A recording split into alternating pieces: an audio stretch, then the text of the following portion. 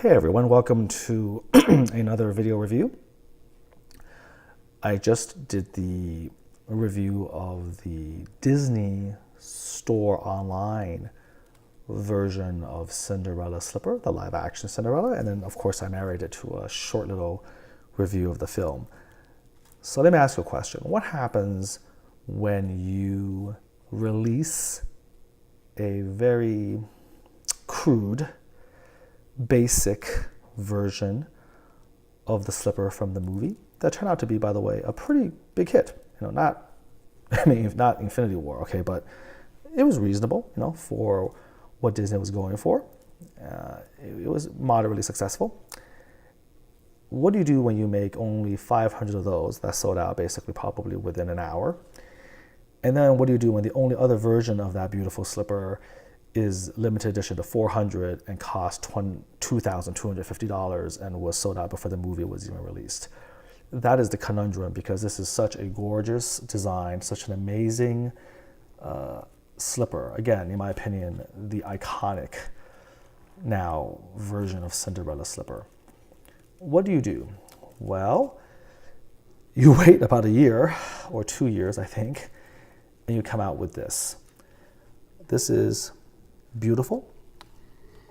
And this is by the Arribas brothers. So you can find this only, I believe, now at the Disney parks, whether it's Magic Kingdom or Disney World, whatever, or Disneyland. This is where I bought it. To be perfectly honest with you, I don't really even know if this is still available. I bought this, I think, a year or 2 years ago, actually. And this is obviously a compromise solution by the marketing department at Disney, or by the merchandise department. Sometimes they screw up and they make mistakes. They might make too much merchandise for a film that's just horrible and it tanks. And sometimes, ironically, merchandise for those films become very, very sought after because they made so few of them. I think The Nutcracker and the Four Realms is an example. That movie bombed terribly. I didn't even get a chance to see it on the big screen. I didn't even know when it was released. They essentially killed the movie before it was even released. And there were a couple dolls, for instance, made for The Nutcracker and the Four Realms. And I could maybe, if depending on how things go, those dolls unopened could become quite the collector's item, because I'm sure they made very, very few of them. But other times, the marketing department makes it a mistake the other way, because I, again, want to remind you that contracts with merchandising are often done 6-8 months, maybe even a year in advance, for all we know. And so you're kind of gambling on how successful a movie is when you're making the merchandise for it. Sometimes you make too much, it's a bomb. Other times, as is the case, or as was the case with Frozen, you severely miscalculate the other way. Frozen became a billion-dollar franchise internationally. It became a national and international phenomenon. And there was one point when dresses of Elsa was going for $1,000. These are children's costumes. And high-end limited edition dresses of Elsa was going for $900, $1,000. Anything with Elsa was going for a quadruple, quintuple price. People were paying the rent, scalping Elsa stuff. And it took them, I remember clearly, over 1 year before the factories could spew out more Elsa merchandise. Of course, now they're everywhere, because Disney has had close to 5 to 6 years to catch up. But that's an example, again, of merchandising not meeting demand because they had to guess. So in the case of Cinderella, the most striking part of Cinderella's story, of the movie, whether it's animated or live action, is going to be the slipper, the dress and the slipper. That's what it is. And there just wasn't enough slippers to go around. All they had was the lame little slipper that they always have from Arribas Brothers in Disneyland and Disney World, which is the kind of the smoky glass version with a little heart, at the tip. So again, not very impressive. And I think, again, people's imaginations were captured by the butterfly. And for many people, the butterfly slipper is now the iconic, definitive Cinderella slipper. So this came along later as sort of a stopgap for people who are still hungry to have a collectible of that iconic prop. And this is it. This is not limited, not numbered. It's open edition. And I think its price was pretty reasonable. I think they were selling it for about $300, $300. Here again, Swarovski crystal. This is much better quality than the Disney Store version. You can see all the different crystals sort of sparkling as I move my flashlight, the flashlighting over it. It is gold plated, very nice, so accurate. This is of course now true crystal. You can see all the different facets, not clear resin, not as good as the $2,000 version, a little bit smaller, but elegant, very, very nice, and certainly now a very reasonable compromise if you can't afford the actual Swarovski version. This is again cut by the Arribas brothers, made by the Arribas brothers. Very, very beautiful slipper. The crystal is very, very nice. You can definitely see that. And again, for the price point, for what it is, it's gorgeous. If you want a movie version and you missed out on the Disney Store version, just skip that. That one's horrible. You can take a look at my review of that. You can see what it is. It was sold for $100. It's worth no more than $100. And of course, if you can't afford the 2,000 plus one, which who can blame anyone for that, for $300, this is a beautiful and I think a very, very worthy compromise, very worthy intermediate. You have this, you can display it in your cabinet. Very, very nice version. So I'm really happy that Disney did this so that a lot of fans could have a chance at something like this. I know that if you love Cinderella live action and if you want just a piece of that movie, then this slipper will be perfect.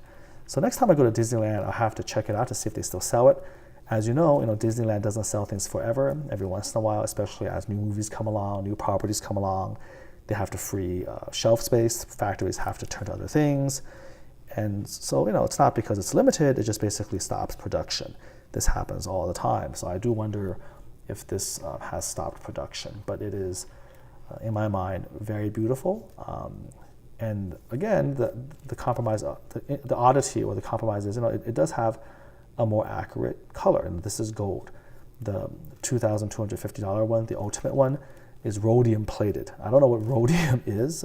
Maybe it's a more precious metal. I don't understand. But it is electroplated, which is a pretty expensive sort of procedure, but it gives it this sort of silvery platinum finish, which, while very classy, don't get me wrong, is not movie accurate like this one is. So I own all three, so it's nice to have. I was thinking about sort of comparing the two or showcasing them, but I'll just be very honest, I'm terrified of taking out the high-end one.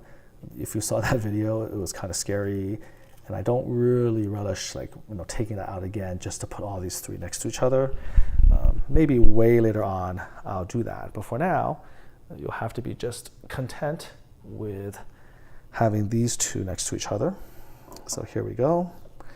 Let's see if we can make that happen. So I'm going to move this right next to it right here.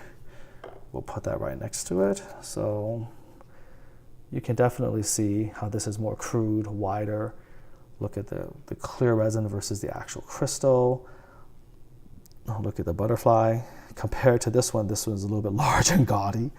This one a little smaller, more petite, I think more true to the movie. A lot more crystal here than here. I'm gonna back out so you can definitely see the two of them side by side. So I hope you can appreciate that there's really no comparison.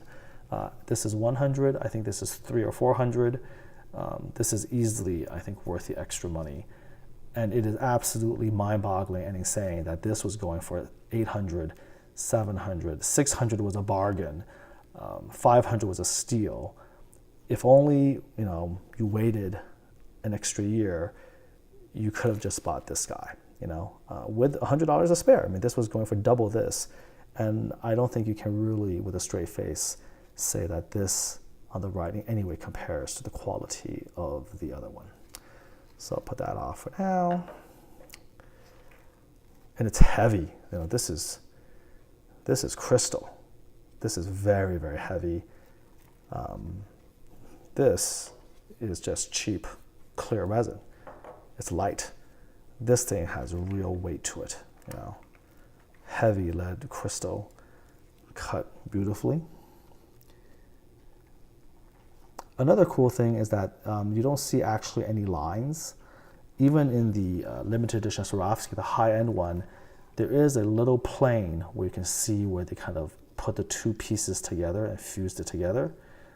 Here, you know, because it's, again, less ambitious, less cuts, there's none of that. There's no line, there's no fusion or plane of fusion you can see on this slipper. And neither can you see it on this one. So again, if you look at my original video with a high-end Swarovski, pay close attention. While I'm showing it off, you can see a very subtle plane on there. So there you have it. I hope you enjoyed this little review. And now that's it. You've seen all three versions of the live-action Cinderella slipper that's easily available, or not so easily available, but at least available for mass consumption. There are obviously one-of-a-kinds out there, the original full-size props. Those are hundreds of thousands of dollars. But these are the three ones where people could buy them. The low end, the middle, and then of course in my other video, the super high-end one. So hope you enjoy that. And until next time, take care. I do have one more major Swarovski piece, and that's the Crystal Rose from Beauty and the Beast live action, which is a major piece, more expensive even than the slipper.